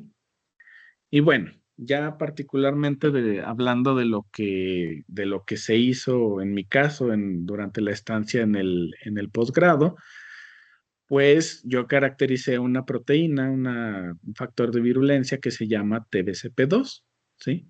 Es una cisteína proteasa que vimos que se regula negativamente por hierro, es decir, que cuando no hay hierro es de las proteínas que se encienden, ¿sí? Aquí lo vimos con un ensayo de PCR en punto final. Cuando no hay hierro, pues aquí vemos un poquito más de señal que cuando sí lo hay. Y a nivel de proteína, pues vemos que sin hierro hay mucha señal y con hierro, pues prácticamente no hay nada, ¿sí? Entonces, el hecho de ver que la ausencia de hierro la activa, pues nos hizo pensar que podría participar en la citotoxicidad hacia células epiteliales vaginales, ¿sí? Como buena proteasa, pues se encuentra en vesículas, aquí la podemos ver, color verde es la señal de TBCP2, la podemos ver en forma de bolitas que nos sugieren que está dentro de vesículas, Por aquí con color rojo teñimos los lípidos de la membrana y pues vimos que también está ahí colocalizando en la marca en color amarillo. La combinación de colores verde y rojo pues da amarillo, entonces amarillo significa que están juntas las dos moléculas y pues con eso vemos que pues la señal de TBCP2 o la proteína está presente también en la membrana, ¿sí? Sobre todo en ausencia de hierro. Esta primera línea pues es sin hierro, un parásito sin hierro, y la segunda línea pues es un parásito que tiene mucho hierro. Aquí pues de manera inicial vemos que hay menos señal, pero aún así, aunque hay menos proteína, pues también esta se encuentra en la membrana. ¿Qué importancia tiene que esté en la membrana? Pues que si está en la membrana, pues por contacto con las células le va a hacer daño, le va a hacer daño a esas células, las va a matar y pues pues las va a degradar, ¿sí? Por otro lado, hicimos ensayos de citotoxicidad para ver qué condición de hierro las mataba más a esas células epiteliales y vimos que cuando no hay hierro, esa citotoxicidad se va para arriba, ¿sí? Cuando sí hay hierro, pues sí hay citotoxicidad, pero no tanto. Entonces no se mueren tanto esas células en comparación de cuando sí lo hay, ¿sí? Entonces, cuando no hay hierro, se mueren y cuando no hay hierro y se mueren, pues les pusimos ahí una manera para detectar a la proteína TBCP2 y vimos que a pesar de que estén en ausencia de hierro y tengan la capacidad de matar a esas células, si bloqueamos a esa TBCP2, pues esa citotoxicidad se disminuye casi a la mitad, ¿sí? Entonces, pues de esa manera descubrimos que esta TBCP2 pues sí es parte del arsenal que tiene el parásito para poderle hacer daño a las células epiteliales vaginales. Y después, pues generamos una estrategia para poder determinar cuál es el mecanismo de muerte, ¿sí? O sea, ya sabíamos que se mueren las células epiteliales por por la presencia de tricomonas que no tienen hierro, pero entonces queríamos saber cuál era el mecanismo de muerte. Entonces descubrimos que es el de apoptosis por medio de este ensayo. Aquí en color verde, nosotros estamos detectando en las células epiteliales que podemos ver por aquí, detectamos la presencia de fosfatidilcerina, que esa, si lo recuerdan de sus clases de biología celular, la fosfatidilcerina en las células normales, las células que están vivas y bien en buen estado, esa fosfatidilcerina se encuentra en la parte interna de la membrana, ¿sí? Pero cuando están en un proceso de apoptosis, esa fosfatidilcerina se voltea y se va hacia la parte externa de la membrana plasmática. Y esa es una señal, es como una bandera para que los macrófagos y células que van a llevarse a las células apoptóticas las puedan detectar, ¿sí? Eso es la señal, la bandera de que esa célula está en apoptosis. Entonces aquí en color verde nosotros estamos detectando esa fosfatidilcerina. Cuando es una capa de células epiteliales normales que no tienen nada, pues sí vemos ahí un poquito de señal, porque pues es el recambio natural de las células, pero pues no se ve una señal tan intensa. En cambio, cuando ya le ponemos los parásitos, pues aquí parece árbol de Navidad, se ve muy verde. Entonces ahí hay una inducción de apoptosis pues bastante fuerte, ¿sí? En cambio, cuando ya tenemos la inhibición de la proteína TBCP2, vemos que con esa inhibición, que fue básicamente con un anticuerpo, vemos que disminuye esa señal de apoptosis, esa señal de detección de la fosfatidilcerina, y pues disminuye más o menos como a la mitad esa inducción de apoptosis. Entonces, con eso, nosotros dijimos, pues entonces TBCP2 es una de las proteínas que participan en la citotoxicidad de tricomonas y el mecanismo de muerte, pues se sugiere que sea el de apoptosis, ¿sí? Entonces, de esa manera, el parásito pues genera una muerte hacia las células de una manera, digámoslo así, como discreta, ¿sí? Y pues esa proteína que nos tocó caracterizar, pues por ahí está participando, junto con otras seguramente, pero esas otras pues no están todavía caracterizadas, ¿sí? Entonces por aquí hicimos otro ensayo para corroborar eso, que es el ensayo de túnel, que a grandes rasgos nos va a permitir detectar DNA fragmentado, porque otra de las señales de apoptosis es que el DNA se fragmenta, ¿sí? Se hace como pedacitos, se hace cachitos, y entonces esos pedacitos nosotros los podemos detectar por medio de un anticuerpo, una señal que aquí la estamos viendo en color verde. Células que están normalitas, como estas de aquí arriba, pues no tienen nada de señal, nomás podemos ver aquí sus núcleos en azul, pero conforme les ponemos, ya sea peróxido o les ponemos tricomonas, pues se va empezando a ver ahí la marca de color verde, ¿sí? Entonces, cuando ya le ponemos los parásitos a las células epiteliales, pues vemos primero que hay destrucción del epitelio, ¿sí? Aquí hay muchas células y están bien bonitas, están ahí muy bien formadas, pero cuando ya le pusimos los parásitos, ya quedan ahí dos células nada más y esas células se ven hasta muy feas, se ven muy degradadas y tienen esa señal de color verde, es decir, que sí se les indujo esa apoptosis. Al menos estas que se quedaron ahí están apoptóticas. Las que estaban ahí y que ya no están y se fueron, pues seguramente también se fueron por la apoptosis. Pero cuando inhibimos a esa TBCP2, pues podemos ver que aquí están los parásitos. Vemos ahí unas células más pequeñitas. Las células epiteliales están muy grandes en comparación de los parásitos, pero aunque estén pequeñitos, aunque estén chiquitos, pueden con esas células grandotas y al inhibirlas, pues vemos que ya no hay esa señal de color verde, ¿sí? Entonces con eso, pues decimos que esa TBCP2 pues induce apoptosis a estas células GILA. Eso se hizo en el trabajo de maestría. En el doctorado ya pues vimos ahí la caracterización de un mecanismo de regulación modulado por hierro. Ya esto ya fue meterse en cosas de biología molecular, de secuencias de genómicas, de ver ahí señales de poliadenilación, cosas que pues sí costaron un poquito de trabajo, pero afortunadamente se pudo sacar y se pudo caracterizar ese mecanismo de regulación. Aquí a grandes rasgos les muestro que el, el TBCP2, el gen, cuando no hay hierro es muy estable, ¿sí? Aquí lo que hicimos fue pues hacer una cinética de estabilidad para ver cuánto tiempo duraban viables o vivos esos transcritos, esos genes de TBCP2, para que pues puedan seguir siendo pues estables para poder generar la proteína, ¿sí? Entonces, cuando no tiene hierro el parásito, pues esos transcritos viven o están viables pues más de 12 horas.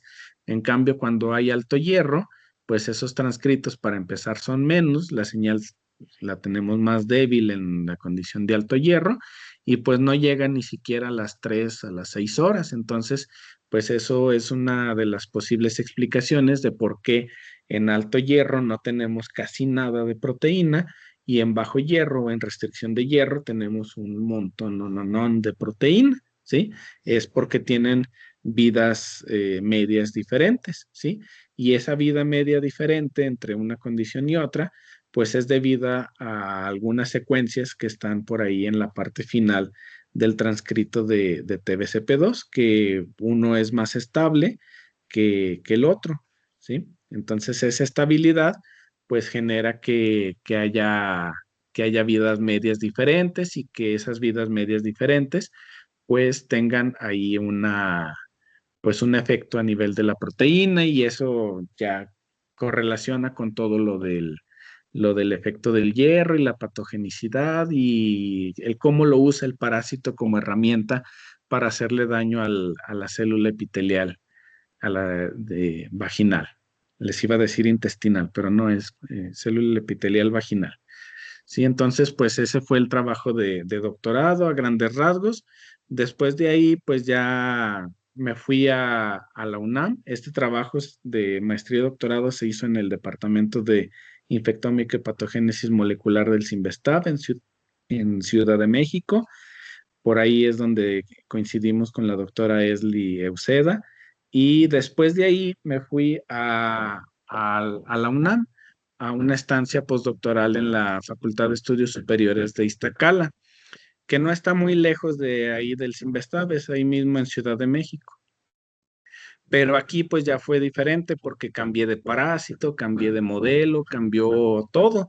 Ahora en la estancia postdoctoral, pues estuve trabajando con el parásito Leishmania major. De ese no les platiqué porque pues esta plática iba más centrada hacia enteroparásitos y un poquito a esto de tricomonas. Pero pues Leishmania major pues es un parásito completamente diferente, pero también tiene altos requerimientos nutricionales, ¿sí? Ahí estuve trabajando con una proteína que se llama MAF1, que es un regulador de la RNA polimerasa 3. Entonces ahí el punto era, pues, caracterizarlo en qué otras funciones puede tener, ¿sí? Aparte de ser ese regulador de la RNA polimerasa 3. Y pues por ahí salieron datos interesantes de que cuando hay un estrés de calor, en el caso del parásito, pues esta proteína va a estar funcionando de manera diferente, modificando el citoesqueleto, modificando el cómo el parásito va a estarse dividiendo, va a estar creciendo, también el metabolismo de los lípidos, ¿sí? Entonces aquí no es por un efecto de un factor nutricional, sino más bien de un efecto de un choque térmico, porque aquí en el caso de Leishmania major, pues interactúa tanto en un vector, en un insecto, que tiene una temperatura de alrededor de 25, 28 grados, y luego pasa al hospedero humano, y ahí ya tiene una temperatura de 37 grados. Entonces, ese cambio de temperaturas modifica completamente su biología pues su manera de adaptarse del parásito, ¿sí? Entonces, ese también es bastante interesante y ojalá que en alguna otra ocasión pues les pueda platicar acerca de ese parásito Leishmania major. Entonces, pues no me queda más que agradecerles por su atención, por la invitación a la doctora Esli Euseda Padilla. Aquí agradezco pues al Sinvestav, a la doctora Rosana Arroyo, por el trabajo que se realizó en su laboratorio, también al doctor Santiago Martínez Calvillo, por el trabajo que se hizo durante el postdoctorado. Y pues actualmente me encuentro en la Universidad Autónoma de Zacatecas, Francisco García Salinas, en la ciudad de Zacatecas, a unos 600 kilómetros de la Ciudad de México hacia el norte, como para ir a Estados Unidos. Y pues por aquí estamos trabajando. Continúo con la línea de tricomonas, con la línea de biología molecular del parásito. Y pues ahorita estamos tratando de caracterizar pues una maquinaria de poliadenilación, que es justo el mecanismo que describimos durante el estudio de doctorado, esto que les mostré rápidamente. Y pues por aquí estamos haciendo trabajos de tesis, trabajos de investigación. Seguimos colaborando tanto con la doctora Arroyo como con el doctor Martínez Calvillo.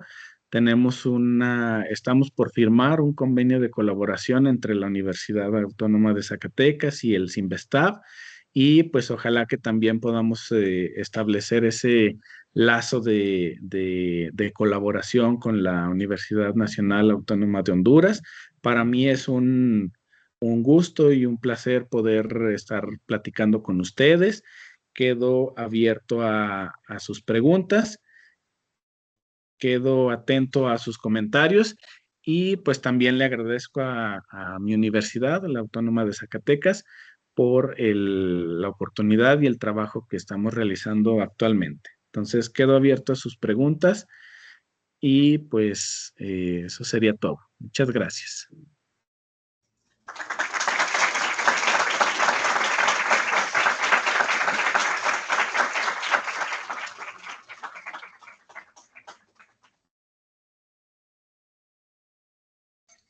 Muchas gracias, doctor, por la presentación. Muy buena, muy interesante todo. Y aquí les enseño todo lo que estuvieron ahí escuchándolo durante la plática.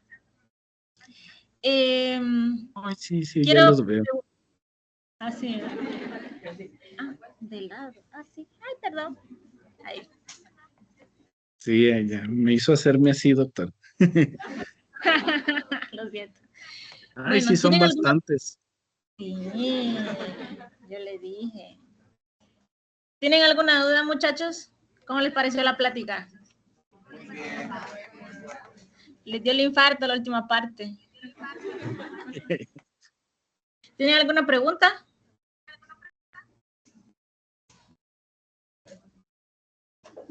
Pregunten todo lo que ustedes quieran, hasta incluso cosas de cómo llegó al doctorado allá.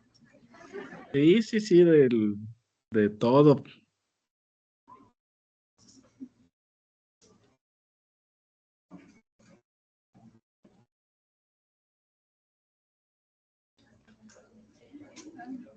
Ajá. Diga. No.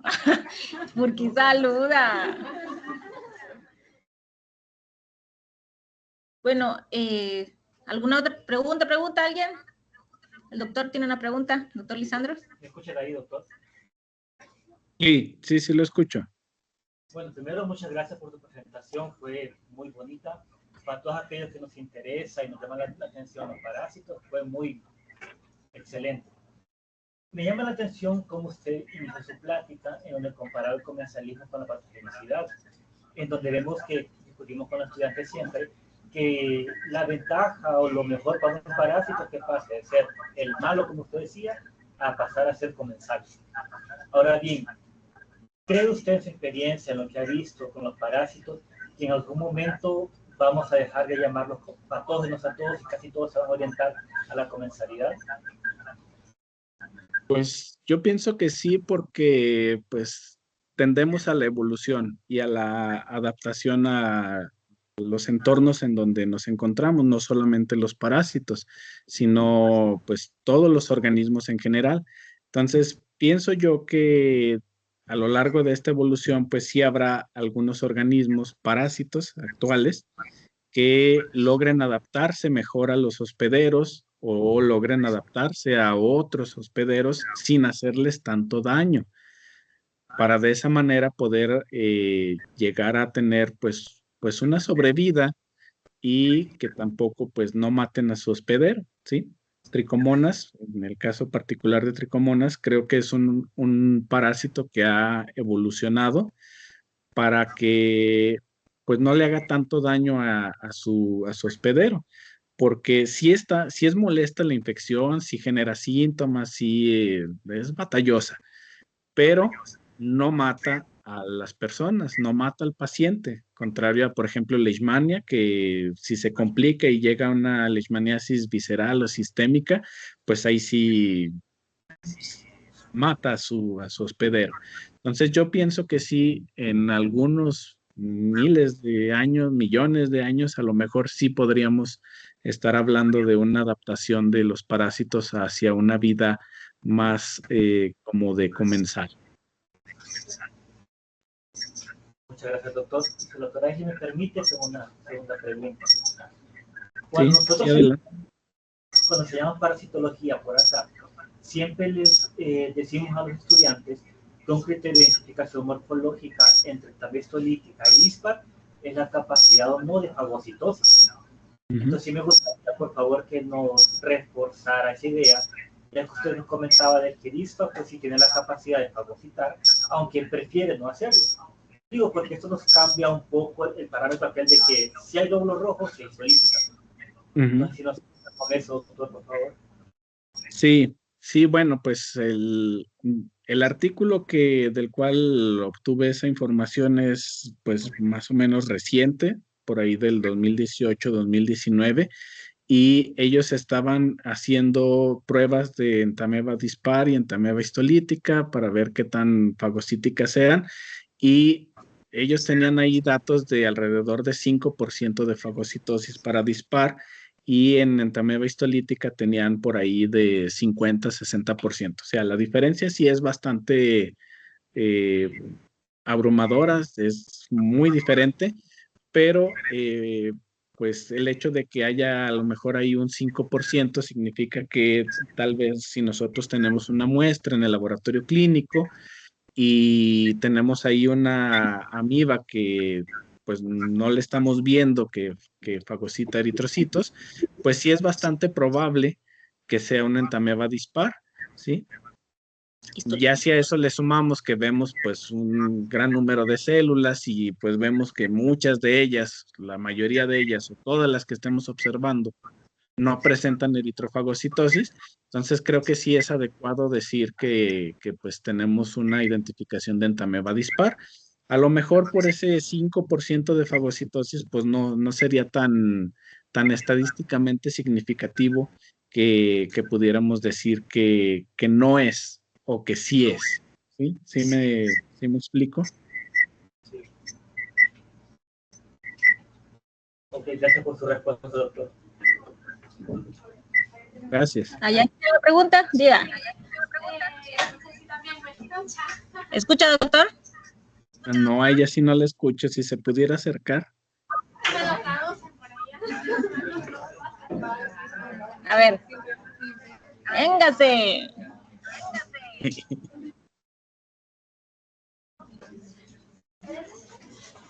Vaya, es como a nosotros nos han hablado mucho sobre la resistencia bacteriana, pero también hemos escuchado sobre los nuevos casos de resistencia de los parásitos. Entonces, no sé con amplia experiencia cómo está la incidencia de casos acerca de eso, o si es algo por lo que se preocupa o nos debemos de preocupar hoy en día. Bueno, pues respondiendo a su pregunta, al menos en cuanto a amibas, a tricomonas, bueno, particularmente en el caso de tricomonas, el tratamiento solamente es con metronidazol y dos derivados que se llaman tinidazol y secnidazol, que nada más son ahí unas modificaciones, unas metilaciones y una acetilación respecto a la molécula del metronidazol, pero actualmente sí se reportan cepas o aislados de tricomonas que son resistentes a metronidazol. Entonces, parte de la investigación que se realiza actualmente en el lado de las tricomonas, a ver, permítanme porque se me está acabando la batería.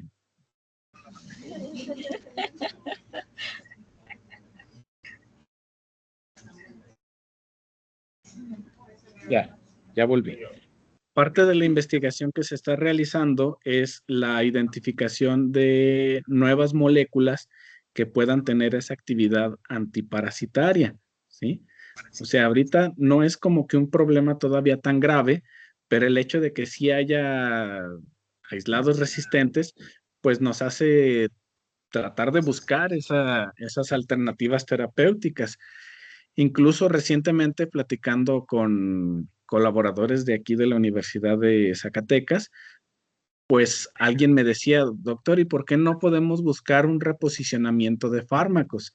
O sea, fármacos que ya están en el mercado, pero que le podamos buscar una actividad tricomonicida. O sea, prácticamente es estar a prueba y error, pero por análisis bioinformáticos, por docking molecular, podríamos encontrar alguna molécula de los fármacos que ya conocemos que le pueda hacer daño al parásito, ¿sí? Que nos pueda ayudar a tener esa actividad antiparasitaria.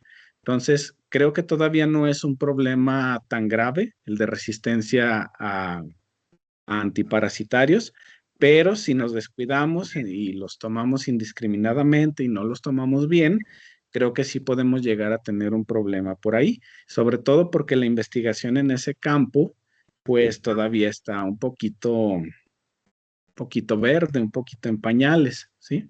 Entonces, me parece interesante su pregunta y pues sí, al menos aquí en lo que estamos tratando de realizar en la universidad, pues parte de eso es el buscar ese reposicionamiento de fármacos y el diseño de nuevas moléculas, ¿sí? Pero pues es mucho trabajo el que hay que hacer todavía. Gracias. ¿Alguna otra pregunta? Diga. Ajá. Sí, sí. Que si es el mismo tratamiento para el caso de mujeres embarazadas que tienen tricomoniasis. Ah, no, ahí no es el mismo, porque el metronidazol, pues sí si alguien lo ha tomado, es un poquito pesado ese tratamiento. Ahí se prefiere el secnidazol o el tinidazol, porque pues aparte de que son más solubles, pues tienen efectos secundarios menos drásticos que el metronidazol tradicional, pues. Pero sí, en el caso de las mujeres embarazadas con tricomoniasis, sí se prefiere esa otra estrategia de tratamiento. Bien. ¿Alguna otra pregunta? Diga. Ay, hoy tiene muchas. A ver, ¿qué pasó? Hoy vienen preguntones, qué bueno. Ajá, ¿qué pasó con blastocisis?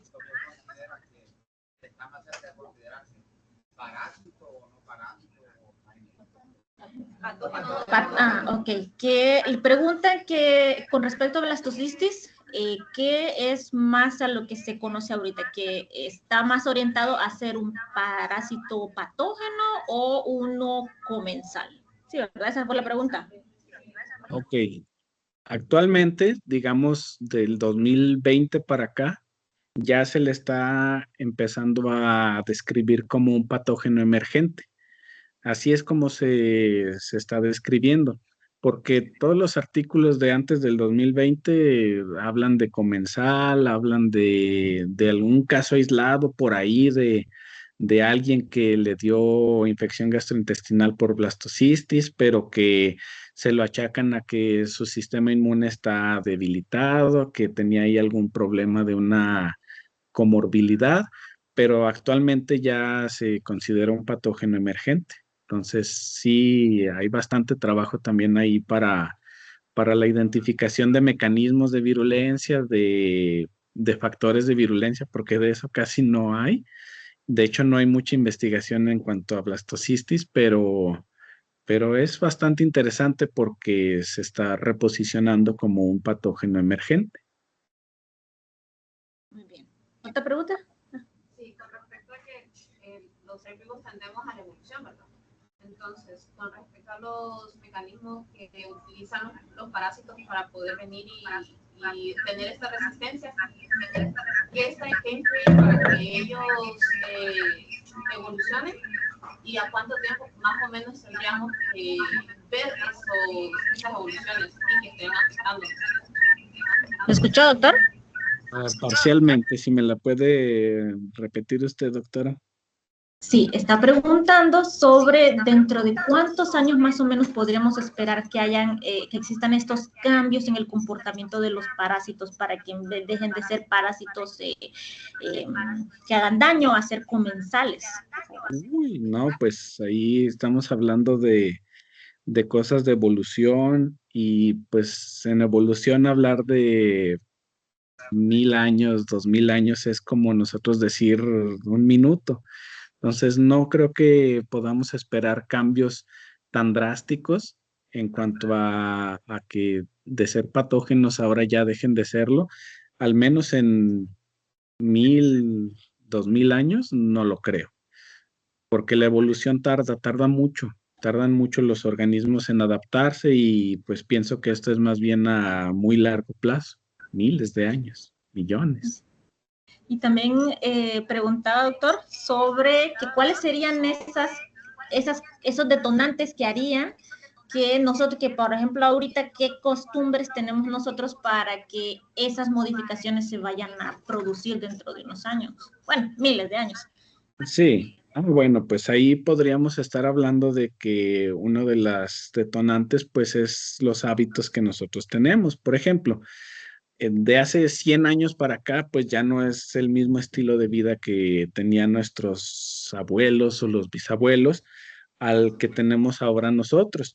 Y en 100 años van a ser completamente diferentes. La calidad de vida va a ser diferente, el avance tecnológico va a ser diferente, va a ser mucho más avanzado. Entonces, pienso que pues las parasitosis van a tender a disminuir porque pues lo estamos viendo en países desarrollados, pues estas parasitosis por amibas, yardias, no son tan frecuentes porque sus alimentos están bien conservados, sus cuerpos de agua no están contaminados, no se practica tanto el fecalismo al aire libre. Entonces, son costumbres que pues ya tienen ellos más desarrolladas, ¿sí?